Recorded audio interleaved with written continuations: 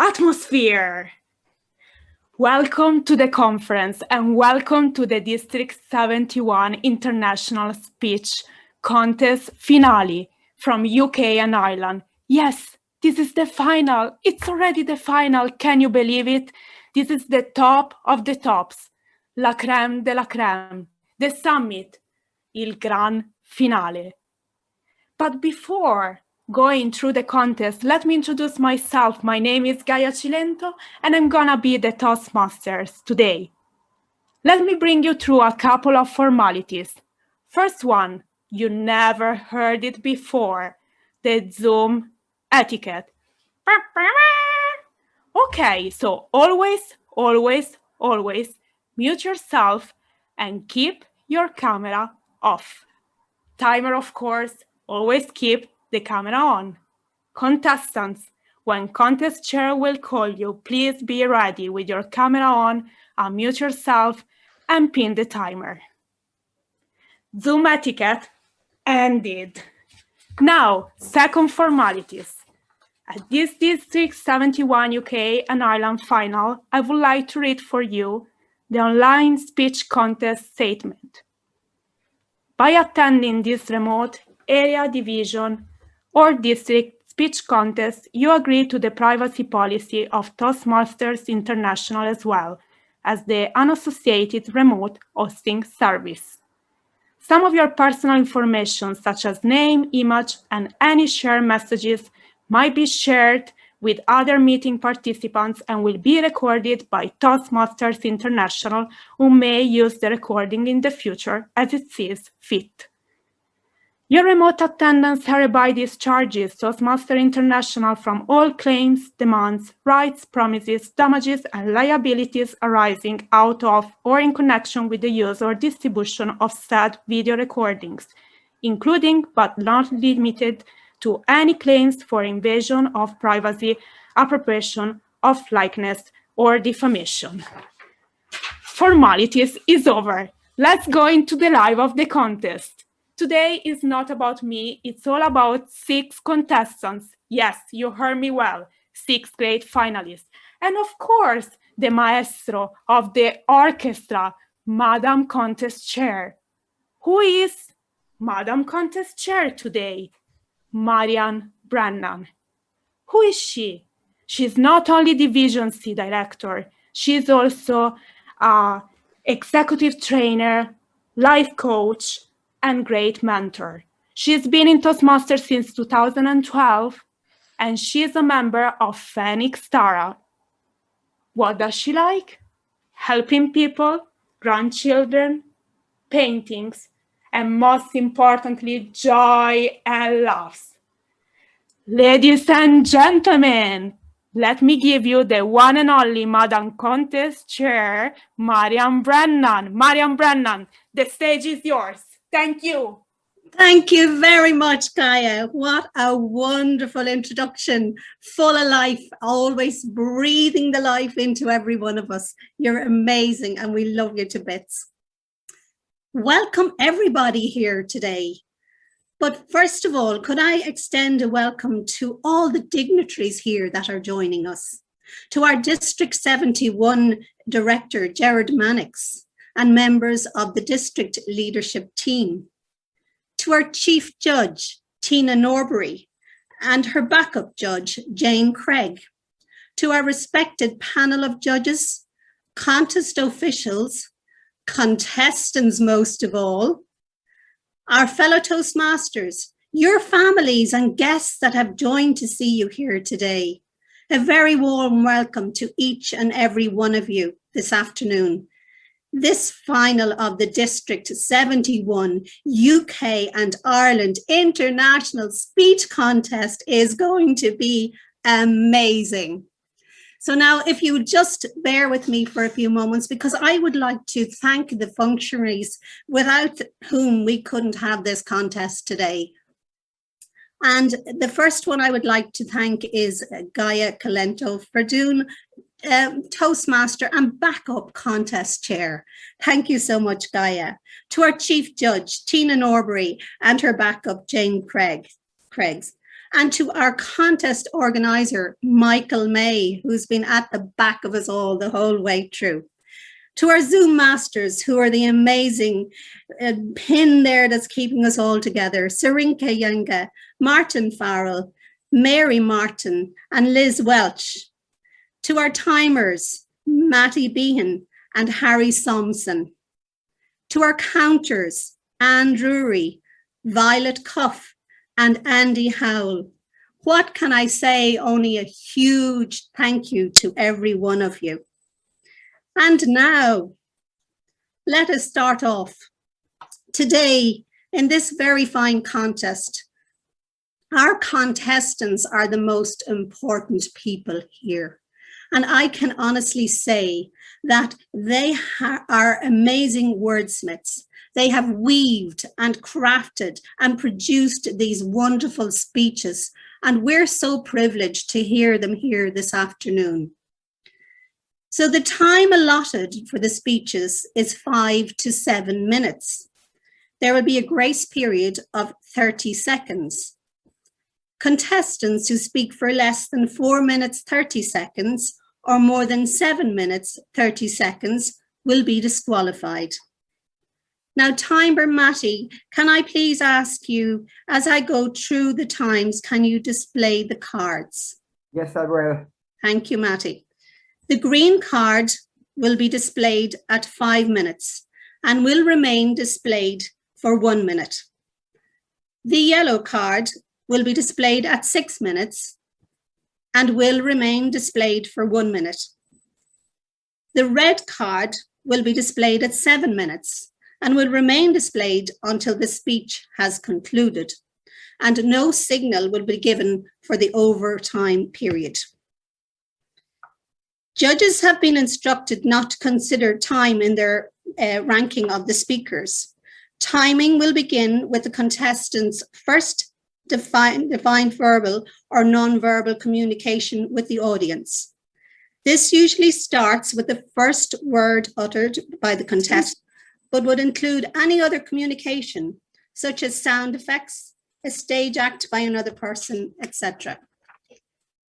The speaker should begin speaking within a short time of arriving at the speaking area and is not permitted to delay the contest unnecessarily. If a contestant's internet drops during the contest, either the chief judge or contest chair can stop the contest to allow the contestant to reconnect, and we will wait 5 minutes for the contestant to establish a reconnection. Once reconnected, the contestant will start from where he or she has dropped off. The contestant may ask the contest chair to advise of his or her last sentence prior to the internet dropping. The contestant will have an extra 30 minutes added to their time to compensate for this. There will be 1 minute of silence between speakers so the judges may complete their forms.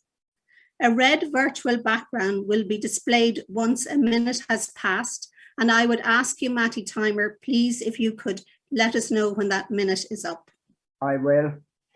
Protests are limited to eligibility, originality, and reference to another contestant's speech, and must be lodged by voting judges and contestants. Any protest must be lodged with the chief judge and or contest chair prior to the announcement of the winners. The contestants and judges have been provided with the chief judge and contest chair contact details for this purpose. Announcements of the contest winners is final unless the list of winners is announced incorrectly, in which case the chief judge, ballot counters or timers are permitted to immediately interrupt to correct the error. Now, as contest chair, I can confirm that all contestants have been briefed and have met the eligibility criteria, have certified that they prepared their own speech on a topic of their own choosing and used content that is substantially original. They have been briefed about the rules and timings of the contest. The speaking order of the contestant has been determined by draw, and the speaking area defined. There's nothing left for me to say, only to say we are now ready, and I would like to wish each and every one of those contestants the best of luck. So we have 6 contestants in this international speech contest this morning or this afternoon. The running order is as follows. Number 1, Pat Power. Pat Power. Contestant number 2, Eileen Hopkins. Eileen Hopkins.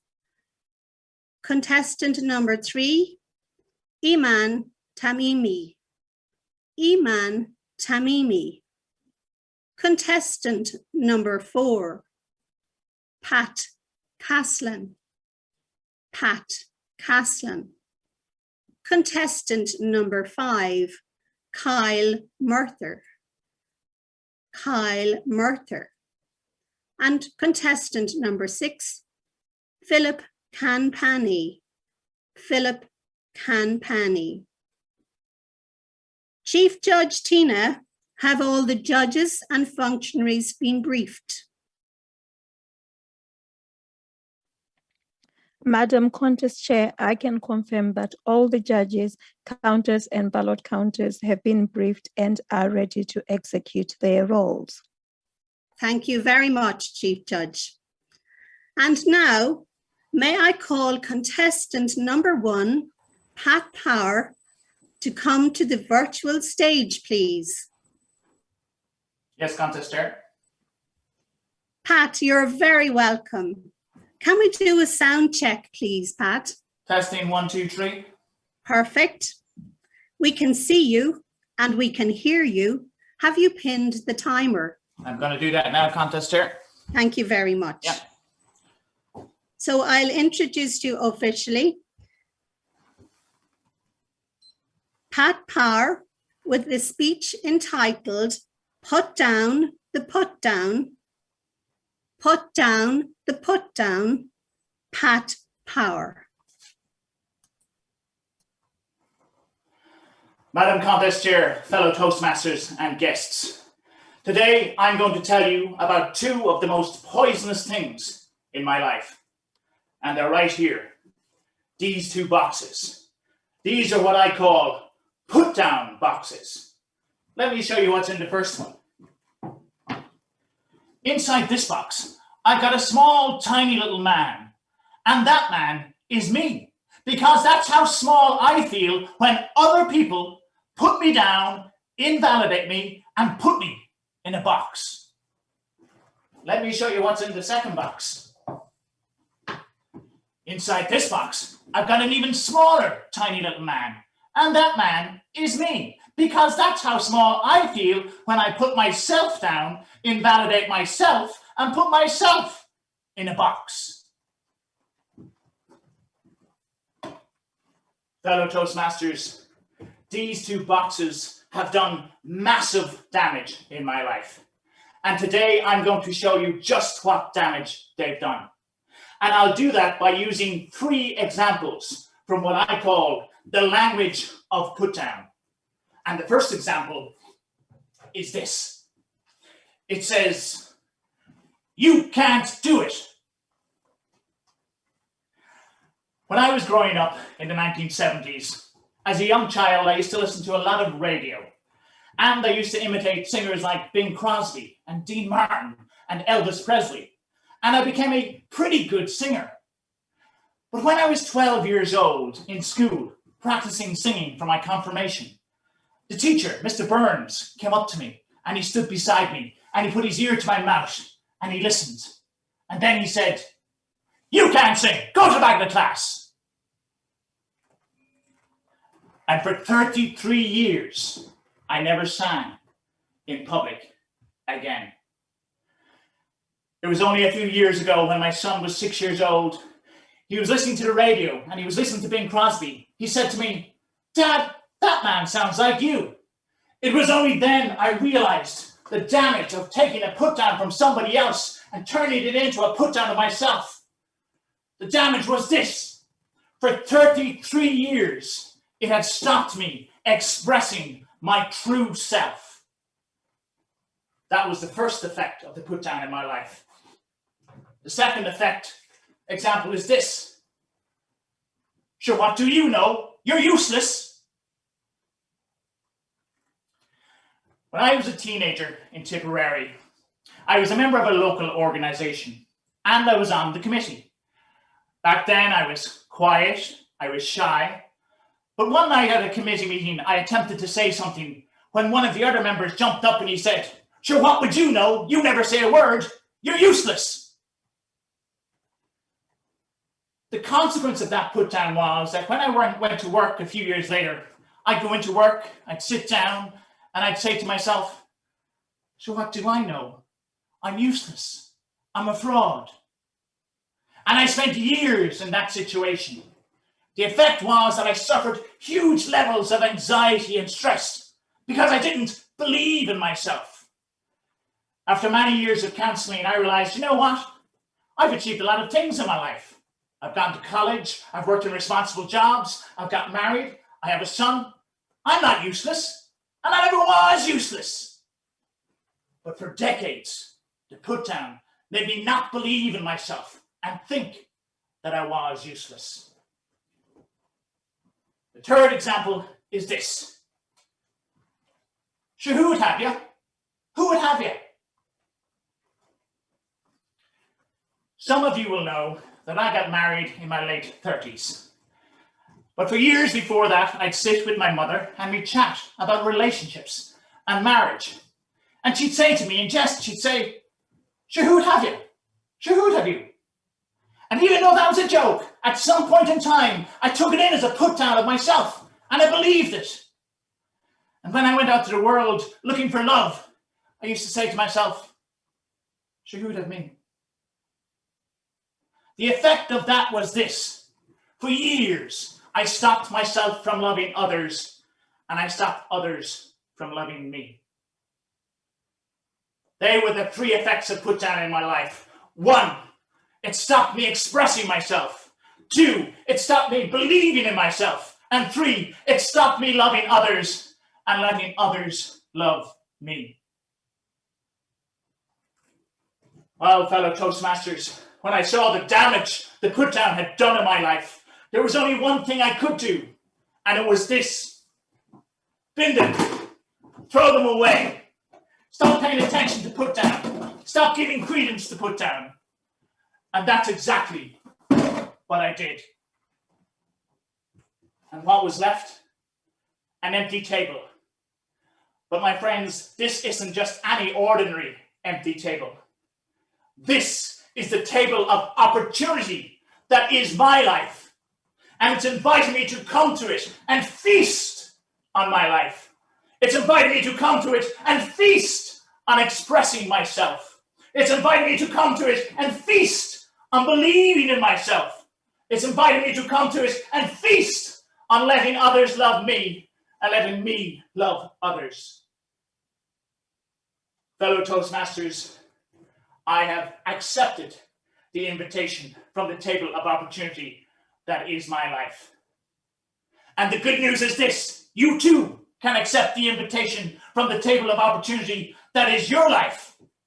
But if you pick up those put downs and put them back on that table, you will have poisoned the feast that is your life. And so, fellow Toastmasters, I leave you with the invitation from the table of opportunity that is your life. And it's this. Are you willing to go to the table of opportunity and feast on your life without the poison of put down? Madam Contest Chair. Thank you very much, Pat, for that wonderful speech. Now, may we have 1 minute of silence timer while the judges mark their ballots, please.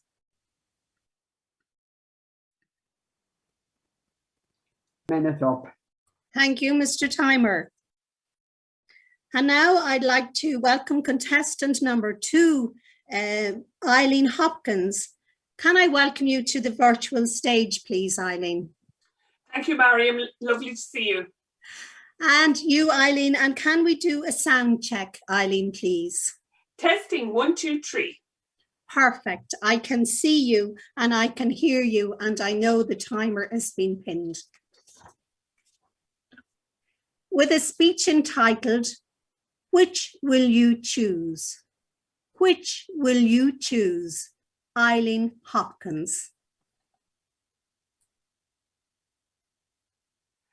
Personal resilience as a way of being exists in many forms. Sometimes it can be like this ball in that when I squeeze it, it bounces back, exhibiting a form of resilience. Other times, however, it's a bit more like this tomato, which I promise I'm not going to squeeze now, but if I did, it's easily squashed and messy, and it doesn't tend to regain its shape. Which do you think is more resilient? Contest chair, fellow Toastmasters and guests, have you ever felt that you were falling down and flattened by life experiences, but that somehow you got back up again? That is resilience. And these setbacks, they undoubtedly change us, but they give us strength and resilience to move forward. And today, I'm going to share with you 3 stories that exemplify this resilience. 78-year-old President Joe Biden endured much loss in his life, with the tragic death of his first wife and infant daughter in 1972, followed by the death of his son Beau in 2015. It's been a long road for him to becoming President of the United States earlier this year, and his good friend Barack Obama described his resilience as born of too much struggle, his empathy born of too much grief. That empathy, that decency, that belief that every person counts, that's who Joe Biden is. And I think you'll agree that it's a perfect example of resilience. Moving now to my second example, anybody here ever run a marathon? Anybody here who's like me struggle to get up and motivate yourself to go for a walk every day, even though you're in perfect health? Belfast-born Mark Pollock would love that opportunity to take a walk, rain, hail, or snow. Mark endured life-changing injuries of total blindness and later paralysis. Unbroken by his injuries, Mark never lost the vision to inspire and motivate others to become resilient. And Mark believes that we can all chart a path towards a better future. It's just a matter of time and conscious effort. Another great example of resilience. My final example is personified in a beautiful little 5-year-old girl called Abby, whom I had the privilege of meeting and nursing in 2015. At that time, Abby had just been diagnosed with the incredibly rare Batten's disease that affects only a handful of children, and it results in the loss of all senses except hearing. As Abby's condition deteriorated, her balance was affected, and she'd try to stand, she'd wobble, she'd fall, and she'd get back up again, dust herself off, smile, and start again.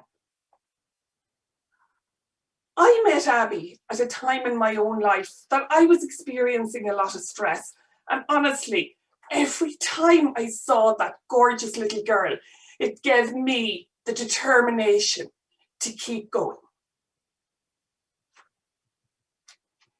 In December 2016, sadly, little Abby grew her angel wings.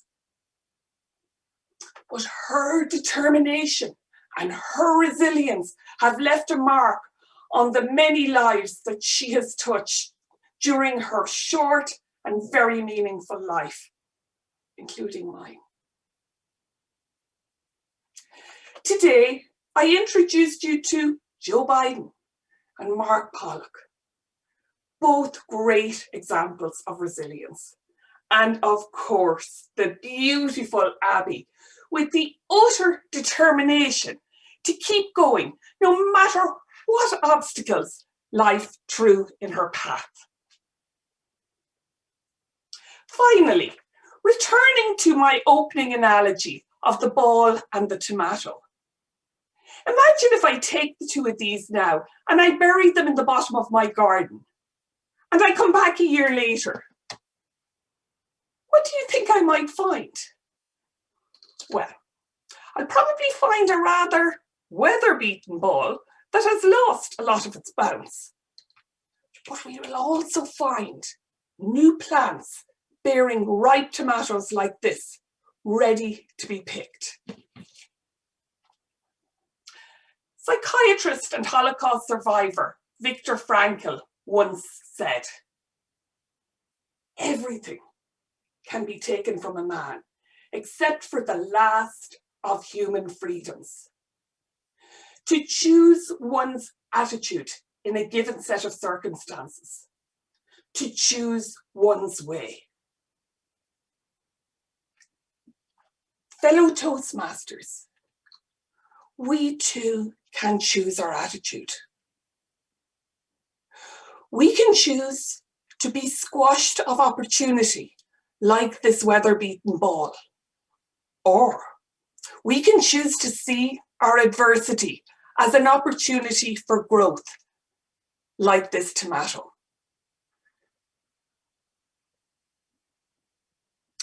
I'm going with the tomato. Which will you choose? Contest chair.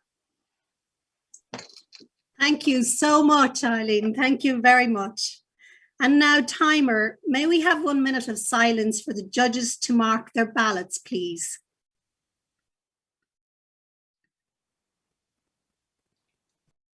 One minute. Thank you, Mr. Timer. And now, contestant number 3, Iman Tamimi.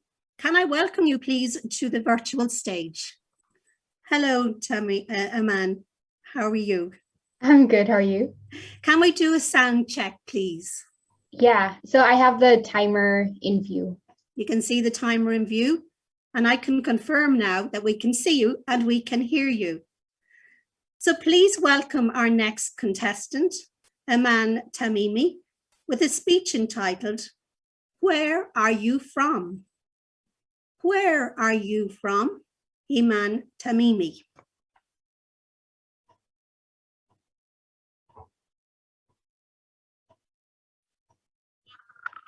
Huh? Oh, you're asking where I'm from. Ladies and gentlemen, fellow Toastmasters, contest chair, sit back for a ride because this is no straightforward story. I've been asked where I'm from implicitly and explicitly. I guess it helps you understand who I am. I can describe myself by my physical appearance: female, brown, short, by things I enjoy doing: neuroscience research, painting, photography, or by my culture. And my culture is a simmering pot filled with different flavors from different parts of the world. It's not ready yet. My culture is no straightforward story. To understand it, we need to go back in time, to the time of my grandparents. They were in Yemen, in Hadramaut. They sailed on the Indian Ocean round the Horn of Africa and into Tanzania and Kenya, which makes me half Kenyan, half Tanzanian, ethnically Yemeni, where I was born in this tuk-tuk-filled, lovely coastal city in Kenya. And I grew up in this skyscraper-filled, lovely coastal city in Tanzania. And while growing up, we moved to different places in the world. One of these places is a lovely, you guessed it, coastal city in Amman. And at 8 years old in Amman, I went on a school trip to the desert. Because I was the only Arab among my peers, the teacher asked me to help her translate what the tour guide was saying. So while we were on the camel going straight ahead, the tour guide was saying something. I turned to my teacher and I say, he's just telling us to go straight ahead. What was I supposed to say? And at some point, he passed by these old buildings. The tour guide got his camel to go down. He got off his camel and was saying something. I turned to my teacher and I say, he's just telling us to get off the camel.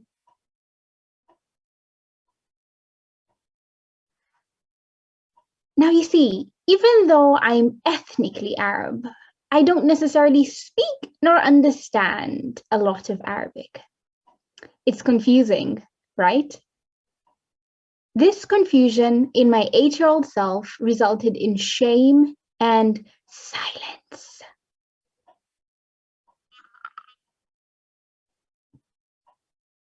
But if you fast forward a couple of years later, I'm in my 20s, walking down the street next to someone, and this person asks me, Iman, where are you from? And I respond, I'm from East Africa. And he comments, but you don't look like a Maasai. How was I supposed to respond to that? I said, I'm East African. And he nodded his head in confusion. This time, this confusion didn't result in the same shame and silence my 8-year-old self felt. This time, I wore it with pride because my culture is a simmering pot filled with different flavors from different parts of the world. It's ready. When you are at our dinner table, you would taste these different flavors. You will come across this orange dessert called jalebi that came in from India into East Africa. Or you might come across this white dish called ugali that's a staple in East Africa. But my favorite is this sticky, wheaty dish called haris that came from the Middle East, and when it reached the shores of East Africa, it changed its name to boko boko. Now, boko boko will not win the most visually pleasing meal out there, but when I drizzle a bit of sugar or pour a bit of oil on it and dip my fingers in it and taste it, it reminds me of where I'm from. Not only would you taste these different flavors when you are at our dinner table, but you'd also hear different languages. You'd hear English, Kiswahili, and even a little bit of Arabic. So, dear audience, I have 2 questions for you. What nuances do you hold within your identity? What assumptions have you made about other people's identity?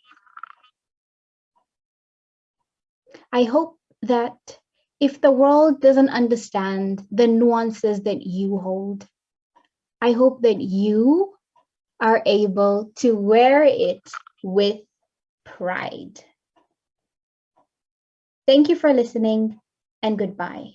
Or, as we'd say it, asante sana for listening, and ma'as salama. Contest chair? Thank you so much, Iman. Absolutely wonderful. Now, Mr. Timer, may I ask you to give us 1 minute of silence, please, while the judges mark their ballots.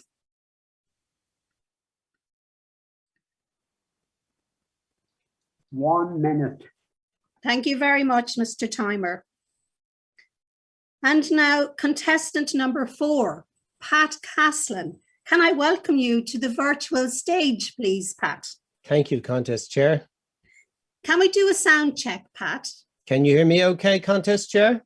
I can hear you perfectly. And can I confirm that you can see the timer? I can see the timer, Contest Chair.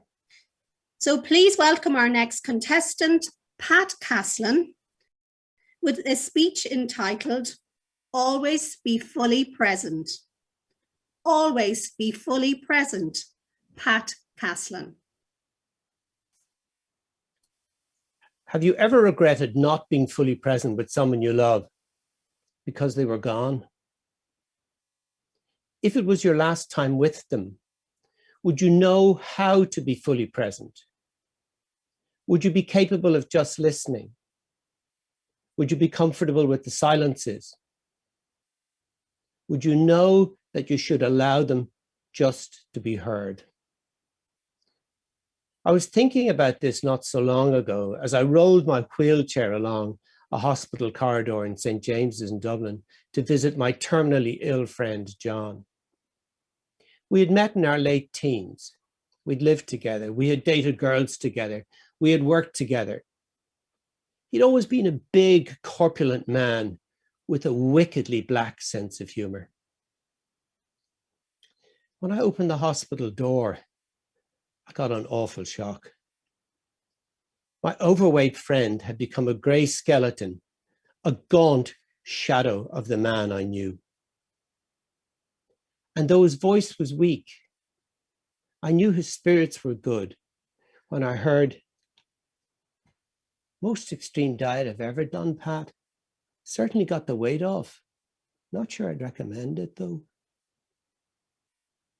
I know what you're going to ask me. How am I getting on?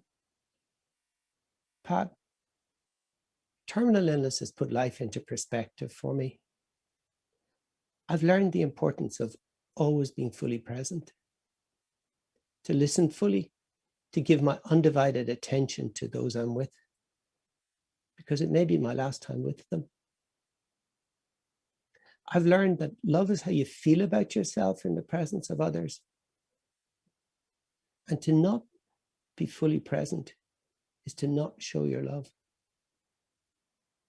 I felt much love recently, but much regret also for all the times that I wasn't fully present, thinking about my to-do lists or the row I've just had or the meeting I'm going to have on Monday at work.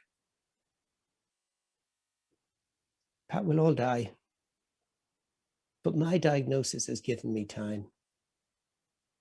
It's allowed me to settle my relationships, to make my peace with God, and to make sure that those who are left behind will be okay. So I can see this diagnosis, Pat, as a gift.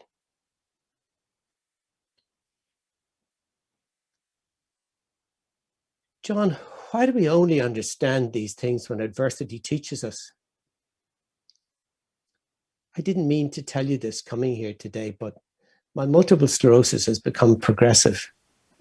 And the best way to explain what that means is this. Remember that old car we bought when we were young? We weren't sure whether it was just going to rust away slowly or whether the engine would seize up suddenly. And we thought that car was what a world of trouble looked like. And this is what we think is a gift. Over the next couple of hours and in between the silences that can exist between good friends, we talked about how we hadn't understood the importance of conversations like this. How we spent so much of our younger lives comparing ourselves with others, thinking we needed these invidious masks to protect our authentic, vulnerable selves, and how most of our listening was either in judgment or for an opportunity to respond. I came away from John that day knowing I needed to have better conversations. Conversations that reach into the essence of other souls. Conversations in which no one is masking who they really are. In which no one is listening in judgment. In which no one is waiting to respond. In which everyone is present in every irretrievable moment.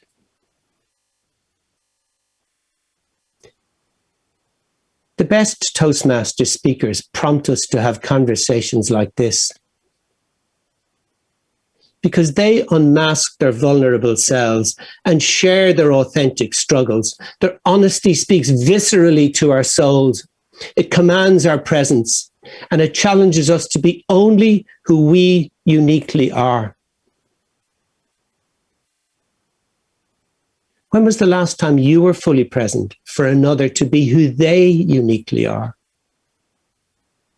When the authentic you was fully present in every irretrievable moment, without comparing, without judging, without needing to respond. When were you last with someone you love and your fully engaged presence conveyed that love? And you felt loved in their presence? Did you tell them what they mean to you? And did you hear what you mean to them? If you can try to always be fully present, you allow your friends to be who they uniquely are. If you can try to always be fully present, you will never have irretrievable moments. If you can try to always be fully present, your love will always be known. If you want the gift of perspective on what's important in life, like my friend John got, before you run out of time, do try to always be fully present. Contest Chair. Thank you so much, Pat. Now, may we have 1 minute of silence, please, while the judges mark their ballots. Timer, if you can just give us 1 minute, please.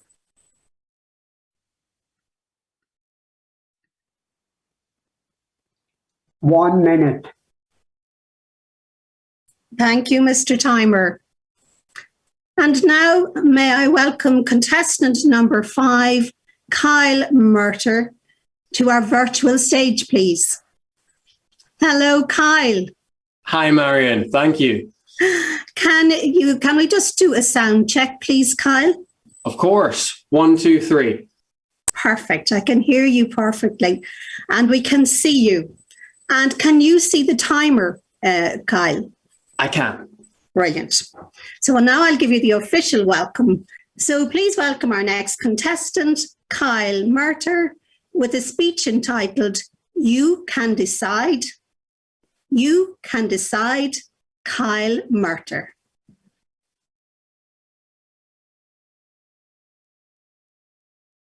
If you want to scare me, just say, Kyle, how do you spell dyslexia?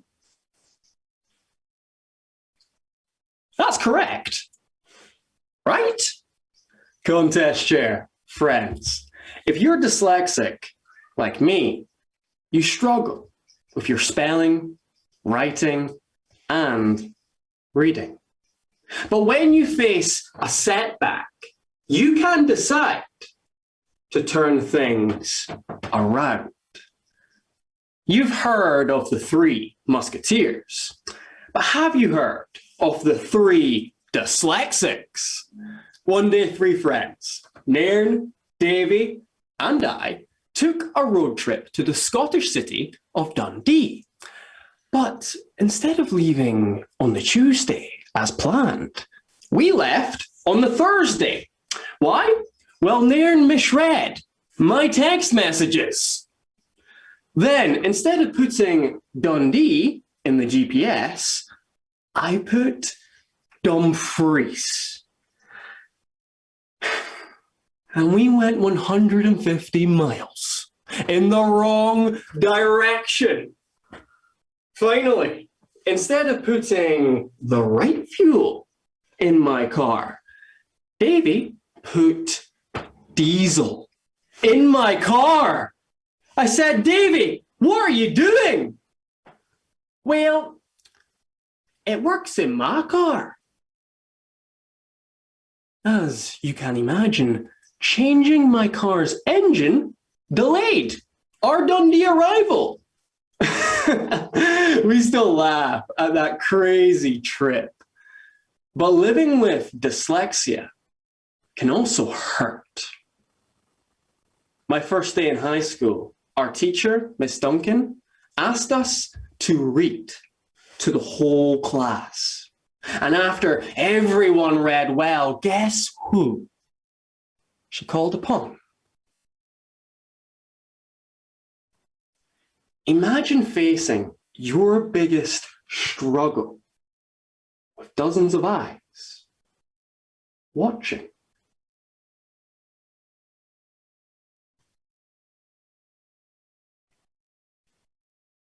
I crumbled. Trembling, I said, Miss Duncan, I can't. She said, that's okay. After class, it was not okay. I heard some classmates say, Kyle is so stupid. And I thought, they're right. Do you ever let your struggle hold you back? Mine held me back for years, hurting my grades, my goals, my confidence. It was like I was driving in the wrong direction. In my final year, I remember sitting in my bedroom, searching online for an answer to my struggle, when I heard a voice, just like you're hearing mine. It was the famous writer, Maya Angelou. Did you know when she was a child, she did not speak for 5 years? In that trauma, struggle, and silence, she found her love of writing. Maya said something that pierced my soul. She said, you may not control what happens to you, but you can decide not to be reduced by it. Whoa. I was told I was stupid. I thought I was stupid. I thought my dyslexia was clearly a setback. But Maya made it clear I could decide to turn things around. So I decided to study harder. And Miss Duncan gave me an A. I decided to work on my goals harder. And I made it to university. And I decided to fuel my confidence, not with diesel, with public speaking. Now, do I still struggle with my dyslexia? Yes. And I think I always will. But I do not let it hold me back. And neither do my road trip friends. Nairn, the guy who misread my messages, decided to become a musician. He now performs at Scotland's biggest music festivals, and yes, he arrives on the correct day. Davy, the guy who got the fuels mixed up, became a manager for, and get this, Shell Oil. I said, Davy, how did you do it? Well, it's because of my decision-making skills. And me, the guy who took us to Dumfries, I may struggle with my spelling, but I can speak. So I decided to become a speaker. You see, like Maya Angelou and the 3 dyslexics, you can decide to turn things around. So when you face a setback, when you've gone in the wrong direction, when you want to say, I can't, remember, you can. Decide. Contest chair. Thank you very much, Kyle. Thank you indeed.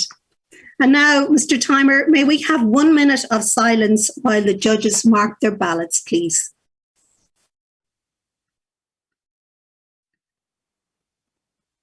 One minute up. Thank you, Mr. Timer. Contestant number 6, Philip Campani. Can I welcome you to the virtual stage, please, Philip? Can you hear me? I can. Can you say another few words or just do a better... Yep, I'm just wondering whether I've just changed my microphone. If I say, how often have you startled your audience? You sound perfect. And we can see you very clearly, Philip. Can you see the timer? I can see the timer, and I will now pin the timer. Good. Okay, now I'll introduce you officially. Please welcome Philip Campani with a speech entitled, Act Well Your Part. Act well your part, Philip Campani.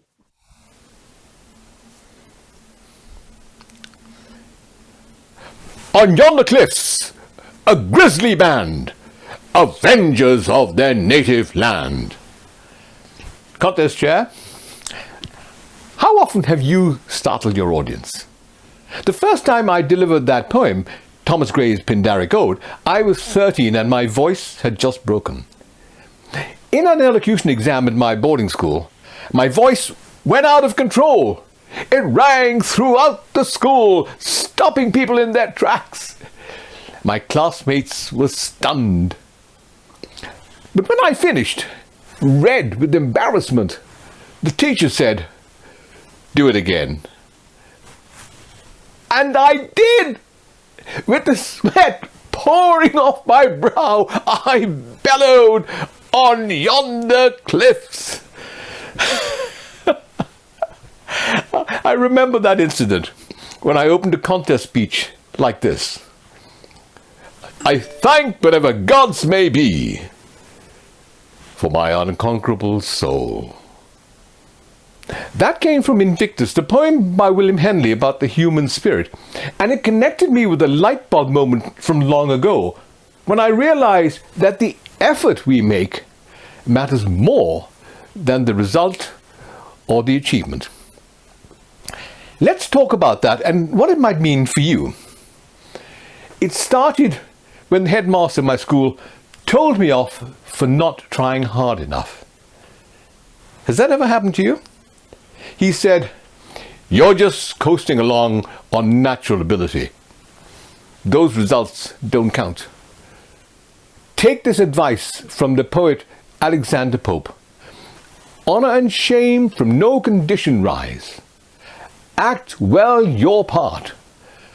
There all the honor lies.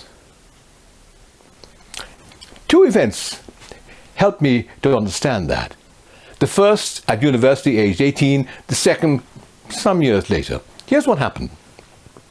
One day at uni, I heard my name called. Hey, PKP, can you run? Yes, Father Leeming, why do you ask? College sports day coming up. Which events do you want to enter? Put me down for the mile, Father, and the half mile. I then promptly forgot all about sports day at Calcutta University's St. Xavier's College until a couple of days before the event. Now, that day I was feeling out of sorts, so I thought I'd just go for a little run and see what kind of shape I'm in. So I put on my runners, my plimsolls, borrowed a stopwatch from Father Leeming, and went down to the track. It was a grass track.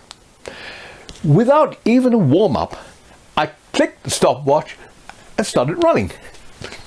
To my amazement, I felt great, leaning into the bends, arms pumping, unaware of the lactic acid building up in my legs as I sprinted up the home straight. Crossing the finishing line, I clicked the stopwatch and bent over to catch my breath. But when I saw the time, I couldn't believe it. I had just smashed the state record and run the first ever 2-minute half mile in the state of Bengal, in runners, on grass, and without any training. But no one knew, and no one would ever know, because on sports day I was so stiff I could hardly run, and soon I was a distant last. Trackside, a friend was shouting, drop out, and I was tempted. But I've never had DNF, did not finish, after my name. So I struggled through the pain, crossed the finishing line, and collapsed. Once again, I was embarrassed, because instead of setting a new record, I was seen as a hopeless loser. But at the prize-giving ceremony, the state governor said, I must congratulate the runner who did not quit in the half-mile race. It was a fine example of sporting endeavour. He'll never know how much that endorsement meant to me. That was reinforced in my 40s, when I entered another race that I didn't win, but which brought me the medal I cherish more than all the other trophies I won. I entered the London Marathon, and this is the medal I won. This time I did some training, but I couldn't seem to get fully fit, and later I would find out why. The first few miles were exhilarating, and as I crossed Tower Bridge, I was lifted by the cheers of the crowd. But after 18 miles, I hit the wall. My tank was empty, and I had 8 miles still to run. I was sorely tempted to quit. The pain was indescribable as I staggered to the finish in 3 hours 45. I thought I was going to die, literally. And later, a cardiologist told me, you could have died. You've got seriously blocked arteries. You're going to need an emergency double heart bypass next Wednesday, and don't fly. Is there some alternative? I asked. Yes, he replied, a massive heart attack. I said, I'll take the surgery. In summary, then, this medal stands for the lesson of those 2 running races. The lesson that my headmaster wanted me to learn. That is the effort we make that counts. I learned that I can really try. I can give it everything. I can act well my part, even when it might have killed me. That's why this is my Medal of Honor. How will you get yours? One day you may find yourself unable to succeed, no matter how hard you try, and you may be tempted to quit, as I was in those 2 running races. And you may tell yourself it's okay if you quit, because who will know? But you will know. So when that day comes, remind yourself to act well your part, because there all the honor lies. Contest chair. Thank you so much, Philip. Most enjoyable. And now, Timer, may we have 1 minute of silence while the judges mark their ballots.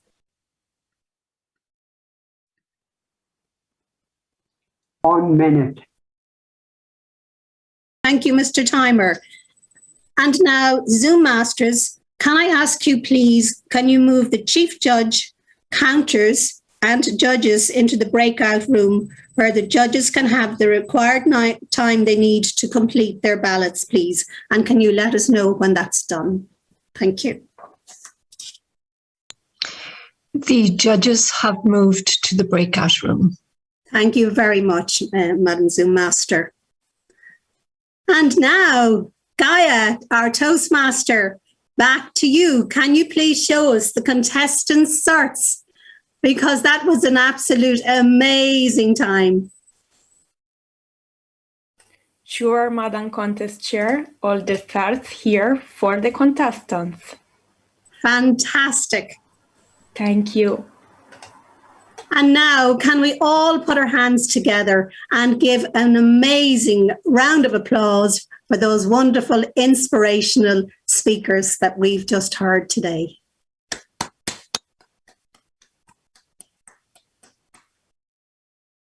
And that I would like now to get to know a little bit more about contestants. So can I please ask Pat Power to join me here again, and everybody else, all the contestants there, but we'll speak to Pat first. Pat. Madam Contest Chair. How are you feeling now? I am absolutely delighted that I've got through such a top-class contest. Everybody was fantastic. Well done to everybody. It was amazing. Thank you indeed, Pat. So can I ask you first, Pat, what club, area and division are you from? I'm from Nina Toastmasters, which is in County Tipperary in Ireland. The area that we're in is in Area 24, and the division we're in is Division B. Very good. Good. It's always great to give that club a shout out there. Now, Pat, I love your quote, life is temporary, live it well. And I know you've been asked that so many times, but I would say you strike me as somebody who would remind yourself of that every day, because it was such a powerful message there in your speech. How would you do that? How do you remind yourself that life is temporary? Yeah, that's a quote that I'll tell you where that quote came from. It came from a doctor who was working in a hospice, and that's a quote that she was asked, what's the biggest thing that you learned from people who are dying? And the doctor said, life is temporary, live it well. And that's sort of a very inspirational quote, and it's important for me, I suppose. I have a 9-year-old boy now, and it's important that I live my life well, for him and for myself. And he reminds me every day the importance of living well, because hopefully he'll be around a lot longer than I have. So so if I live well, hopefully it will have a big positive effect in his life as well. So he's the big thing that reminds me every single day, my son. Isn't that fantastic? Life is temporary, live it well. Isn't it great to look at him every day and get that inspiration? That's absolutely wonderful. My son Dylan is his name, so he might see this actually. So I better say hello to him. Your dad is inspired by you. Yeah. So can I ask you something else? Who has inspired you in your life, Pat? So many people have inspired me in my life. Funnily enough, it's not necessarily the people that you might think. It's not necessarily famous people. When I started out very young, I used to work with what we call marginalized groups, disadvantaged groups, long-term unemployed, travelers, disadvantaged youth, marginalized women. And the ordinary person I've met numerous times, thousands of times in my life, has inspired me. People who are dealing with just everyday issues that other people take for granted, and they, such as being short of money, or they're dealing with health issues or so forth. So I've been inspired 1,000 times by people who are dealing with problems that the rest of us take for granted, and they survive. They struggle, but they survive, and eventually they triumph. That's fantastic, because you said something that's very true there. We're inclined to think of these great leaders when we're looking for inspiration, but it can be our next door neighbour or our person in the shop that's serving us in the local shop. So yeah, absolutely. Well, there's only a few great leaders. There's millions of great people. Absolutely, couldn't have said it better. So Pat, thank you very much, and thank you very much, Contest Chair, on a wonderful performance. Thank you very much. Thank you. And now I'd like to invite our second contestant, Eileen Hopkins. Hey, Eileen, Marion. how are you now? I am grand. Absolutely fine, thank you. Good, Eileen. And I'd just like to ask you again of your club, area and division, please. Today, I am proudly representing East Coast Toastmasters in Santry in North Dublin. And it's Area 10, Division C. I hope I got that right. You did. Absolutely, Eileen. Well done. Well done. So, Eileen, you know, I'm always so inspired when I hear that speech of yours. And I know you have come with, you know, such a journey. Like, you were a nurse first, and now you have done all that extra study. Tell us what you're actually doing now. I left nursing in 2015. I then trained, like your good self, as a life coach. And then I went on and trained as a psychotherapist. So I'm a psychotherapist now, yeah. Well, great journey. And I suppose I was very taken with your speech title, Which Will You Choose? Because in your quote, you say, you talk about choose, did you, no, where the focus goes, the energy flows, you know, and that we have that choice. Is that your message, you know, where to focus where the energy flows? I suppose that's something quite personal to me initially, Marion, and it's also something then in my work. In one of the reasons I left nursing in 2015 was that I had chronic back pain. And I remember listening to Tony Robbins one day, and he used that quote, where the focus goes, your energy flows. And I know at the beginning of my journey with pain, I had this amazing MRI. Oh, it was really cool. And I spent all my time focusing on this, saying, look, I have degenerative disc, I have this, whatever. And all my energy was going into that. But there was more to me than the pain. Yeah. But my identity at that time had become pain. Yeah. Yeah. And all my other roles had literally faded way into the background. So for me, it was, and it's a quote I use a lot of the time with clients too, you know, because I think it's about choice. We can choose where we put our focus. And I totally agree with you there. And that's a very good way of saying it. You know, you as the person, you are not the pain. Yeah. There's pain for a reason. But always remembering that we're strong. Wonderful message, Eileen. And thank you very much for a great performance. It was wonderful to have you here today. Thank you, Marion, and well done to you. Thank you. Thank you very much. And now I would like to invite our third contestant, Iman Tamimi, to the stage here. Hello, Iman. How are you now? Hi, I'm good. How are you? Good. I'm great. And I'm always impressed by this amazing smile when you come up. It just lights up the whole screen. Now, you have an amazing culture background from where you've come from. I'd love an invite to your family dinner someday. Yeah, amazing. Have like a virtual dinner, but like sharing food. Yeah, to share the culture. Incredible. So could I ask you, first of all, I should have asked you, can you tell me what your club area and division is, please? So I represent Cambridge Confident Communicators, Area 14, Division G, if I'm not mistaken. Right? Very good. Very good. Great. So now, another question for you here. Who would you like to invite to your family dinner table? Oh, I think at this moment in time, in the context of a lockdown, it would just be my friends and extended family, and to just have everyone there under one roof and just enjoying a meal. It's a matter of reconnecting with all the people we love again, isn't it? You know. Yeah. So you have come the experience of your club, your area, your division, and now you're here at District today.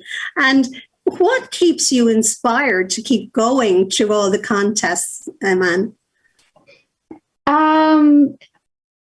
So the main there's two reasonings behind it. The first reason is because I enjoy the challenge. It's fun.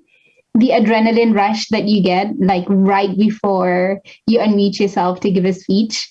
And the second thing that just like forces me to attend is because like I've given a commitment to attend, so I'm here. Yeah, you just look as if you're always full of that energy when you start off. And it was absolutely wonderful having you with us today, Iman. And thank you very much indeed. Thank you. Thank you so much, Marianne. And now, can we have our fourth contestant, Pat Caslin? Pat, how are you? I'm great, Marion. Thank you very much. Good, good. It's been a wonderful afternoon. It was a marvellous afternoon. We're all smiling well now that we're at this point. So, Pat, can I please ask you, what is your club, your area and your division, please? I'm a member in two clubs, Marion. My home club is Dunleary in Dublin. It's Division M Area 5, and Division M Area 5 is, it's a nice area. It's good. Brilliant. And I'm also a member in Digital Communicators. Brilliant. It's an online club. Now, when I was reading your bio, and I know people have read it at different contests and spoken to you about it, but the thing that jumped out at me was the power of choice, which is something I would have in my work very, very much. Viktor Frankl's great quote that you have there, you don't get to choose what happens to you in life, but you do get to choose how you think about it and react to it. Yeah. Absolutely an amazing quote. Now, when I read that, I was wondering, have you read any of Edith Eger's books? Yes, I've read The Choice. It's a good book, but for me, there was too much in that book, too many stories in that book, and not enough really hard hitting lessons in the same way that there was in Viktor Frankl's. In the first half of Viktor Frankl's book, particularly, I wasn't wild on the logotherapy stuff in the second half. Yeah. But the first half was so powerful, and so meaningful. And it fundamentally changed how I think about life in a very positive way. Absolutely. Totally agree with you. Man's Search for Meaning. It's one of the most amazing books. I just know that Edith Eger worked with Viktor Frankl. That's why I was asking you that. And a great friend of mine, Declan Coyle, who has the Green Platform, and we would work on the power of choice together. He studied under Viktor Frankl. So the ripples are still coming from that man all over the world, even though he's departed. Nearly 80 years later. Yeah, it's fantastic. Yeah. So Pat, what is it that inspires you to keep going in all these contests? I love speaking. I've got so much to say about different things, about being positive, and about having the right perspective on life, about thinking in a way that enhances your life rather than detracts from your life. And something that you were mentioning earlier, that Eileen mentioned, that Pat mentioned, that all of the speakers have mentioned, is the power to choose positively, the power to enhance your life by the way you think, rather than be detracted and drawn down and I want to talk about these things. I want to talk more about them, and I want to write powerful speeches about them and for them to be heard. And that's why I enjoy Toastmasters. Well, Pat, we have certainly enjoyed your inspiration today, as everybody else as well, indeed, and wonderful, wonderful messages to take away with us. So thank you very much indeed, Pat. Thank you, Contest Chair. And now, can I have our fifth contestant, please? Can I have Kyle Murther? Hello, Kyle. How are you? Hi, Marion. I'm good, thanks. How are you doing? I'm very well, thank you. Now, I have to explain here to the Irish side of the ocean. I am here saying Kyle Murther, but people around us here in Ireland would say Kyle Murtha. So just to clarify, I'm not saying it wrong. That's the way Kyle pronounces his name. And perfect for you. So Kyle, can I just ask you, can you tell me what your club, area and division is, please? Of course. I'm part of Central Toastmasters in Glasgow. We're in Area 60 and we're in Division S for Scotland. Very good. Well done. Now, you have a very interesting background here. You own your own business, you run your own business, and you told us in your speech all about the fighting the dyslexia. And when I was reading your bio, I said, wow, this man is truly an inspiration, because he has certainly not let anything stand in his way. So what is your business? Do you mind me asking you, what have you done, Kyle? Sure. My business is called Confidence by Design, and I help people with their communication skills, getting their message out there for others to hear. Because I think the great thing about, presenting, speaking is, yes, it's helping you become a better presenter, but what it's really doing is it's building your confidence, because if we can do this, and we feel this in Toastmasters, if we can go in and face our fears and actually enjoy speaking, going into a networking event, going into a meeting, having a difficult conversation, it all becomes easier because we've nailed the hardest form of communication, which is public speaking. Absolutely. Isn't that fantastic? So your work and your hobby in Toastmasters, they're all so joined together and one helping the other. That's amazing. I'm very fortunate. Yeah. The other thing I'd like to ask you about is the model building. Tell me about that. Yeah, so that kind of started out for me in Christmas. I received a weird present, Marion. I got a model digger in one of my presents. It was from my sister. And, I got it out the box and I was like, what the heck is this? Why do I want to build a digger in my spare time? But then I opened it up, started playing around with all the parts. I really got into it. And by the end, I made a digger, which I'm really proud of. It's, at the top of our living room cabinet, up there nice and proud, And what's happened now is, because my girlfriend saw how much joy it gave me, she's got me a plane to build, Marion. The plane's not going well, though. That we started the plane and it's been a disaster so far. So yeah, that's the next goal for 2021. Get the plane done. Oh my goodness. So that's absolutely amazing. And I can imagine you can get lost in making those things. It's a great way. I'm a mindfulness teacher as well. And I love to tell people to get into these things because it's a great way for calming your mind, isn't it? It does get you into it. It also enrages you at points as well. But yes, you are present. There's no doubt about that. Very good. Well, Kyle, thank you ever so much for being here with us today. We really appreciate it. Thank you. My pleasure. And now, can I ask Philip Campani to join us on the stage? Philip, how are you? I'm very well, thank you very much. Can you hear me all right? I can hear you perfectly, and I can see you as well. Now, Philip, you're standing on the virtual stage quite a lot, so I was trying to get something different to ask you. But when I look at you, Philip, you always come across with this wonderful, calm, confident sense. And I just wonder, is that something that you got that inspiration maybe growing up from your home, from your parents? Could you tell us a little more about that? It had nothing whatsoever to do with parents, partly because I hardly ever saw, I never knew my father.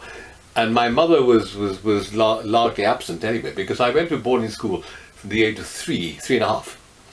And so 9 months in the year, I was up in the Himalayas at boarding school. And that was all the upbringing I had, really, because I come home for the winter, and we were largely, my brother and I, largely left to our own devices. So not much parental influence there.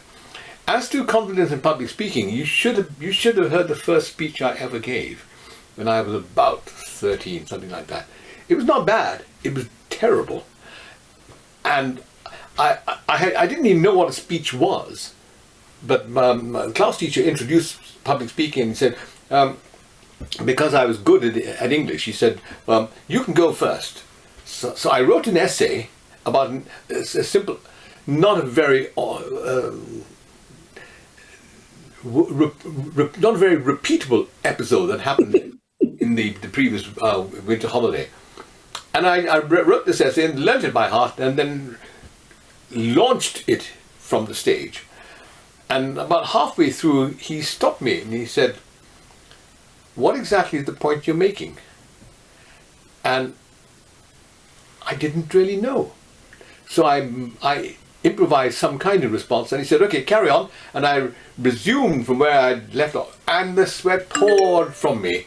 And then afterwards, I came down from the stage, sat in the body of the hall, and I can't remember what anybody else said. I was just lost in my shame, and that feeling of embarrassment has stayed with me. And some of that I carried forward into the speech I gave today, because that's how I felt. Wow, goodness. But, you know, look at the resilience it taught you, Philip. Look where you came from, a place of fear, to now standing there, and you portray to us this wonderful sense of confidence and calm. So I suppose we're all a bit like the duck underwater, paddling like mad, and we put on this persona outside.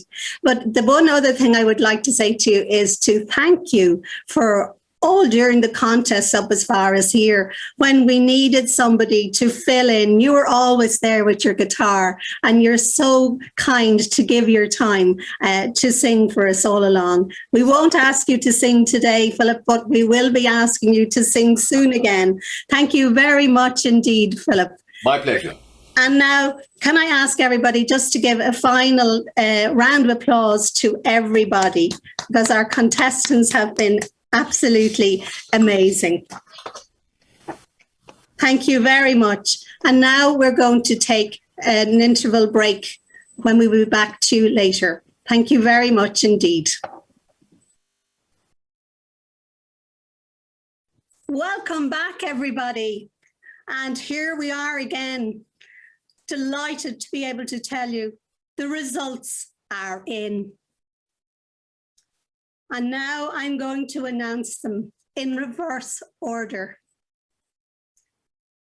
So in third place, we have Tamimi.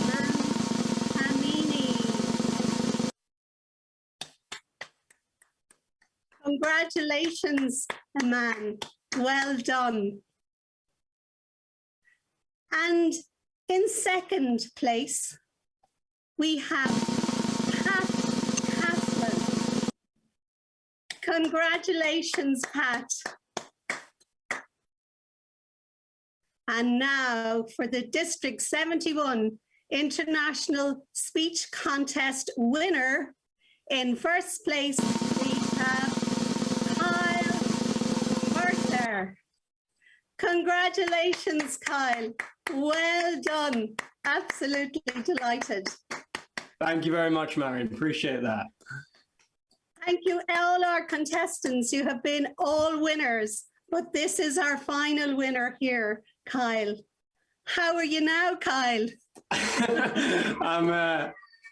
I'm very, very happy. There's been a tremendous amount of work that has went into this, Marion. So I'm very, very happy. And I want to, if it's okay, I'd just like to thank a few people, if that's okay with you. I mean, yes. Obviously I need to thank the Zoom contest staff for putting this on, my competitors for pushing us. I really appreciate that. Just every club I went to who helped me prepare for the speech. But two people which really stand out is my coach, Prez. He's helped me tremendously in guiding me on this journey so far. And then secondly, my girlfriend, Emma, she's seen this speech way more than anyone should, you know, she's helped me all the way. So I have to pay special thanks to that. But I also want to make it clear that this isn't the end. I fully intend to go on and win this world championship. So yeah, that's the goal. I'm going to go and do my very best, and hopefully I can make the district proud in the fantastic, Kyle. And you know that this recording will go on to the regional quarterfinals, and that's amazing. So we are so proud of you. But I want you to give one shout out to your club, because that's what got you here in the first place. Central Toastmasters, it's a place of many talents. My club are truly tremendous. We welcome everyone. Please, if you would like to have one heck of an evening where you'll see some great topics, speeches, evaluations, the law, then join us next Wednesday on the 26th at 7 p.m. UK time. We'd love to have you at our club. So yeah, Central Toastmasters, it all started with them. It'll always be because of them.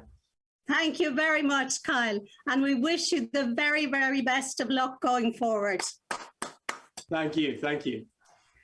And now, at this point, I would like to once again thank all our functionaries. I'm not going to name you again. I didn't actually name our streamers earlier on, which was Darrell Murphy and Moira O'Brien, and everybody that's behind the scenes who have done the most amazing job. And we thank you from the bottom of our hearts. And at this point, I would like to hand over to our District 71 District Director, to Gerard Mannix. Welcome, Gerard. Thank you very, very much indeed, Contest Chair Marion. What a wonderful job you have done. You were a winner also in your own department. From my heart, can I say how entertained I was for the second time. I saw the semi-finals and they were tremendous. And, you know, it was just like as if I was watching the whole show all over again, how there was a deeper level of the inspiration within each of the speeches that were quite different and varied. Now, I must say to you all 6 guys and all that took part in the international speech contest right down to club level, you're all winners in my heart. But definitely, at the end of the day, there's a sad thing and there's a great thing that there's just one winner. And Kyle, you really deserved it. You did a great show. You did a great mission for dyslexia. You did a great inspiration of where there's got to be, you know, things turn around, which is beautiful, and that is so necessary. We can do it many moments of our day, many times in our life, because 'tis out of our challenges that we learn, and 'tis out of our failures that we learn, and we thrive and achieve from there. So that indeed, I hope everybody puts the right fuel into the car today or tomorrow or the day after. I wish you very well, Kyle, in the regional quarterfinals. And look, you've given it your best shot. Thank you so much. And Marion, there's further little that I can do, except I just thank the whole team that put this together today, and also, of course, the audience that attended it too. So I really say thanks to the organisers of this conference. Everything has gone excellently well so far. So over to you again, Marion. Thank you. Thank you very much indeed, Gerard, for your kind words. And just as we're going to finish up, I would like to thank Michael May, the contest organiser, and Gaia Calento for her wonderful work there behind me today. Nothing more, only to say a wonderful contest, and please tune in at 5:10 for the next table topics contest will be ready to start then. So goodbye, enjoy your evening, and thank you very much indeed.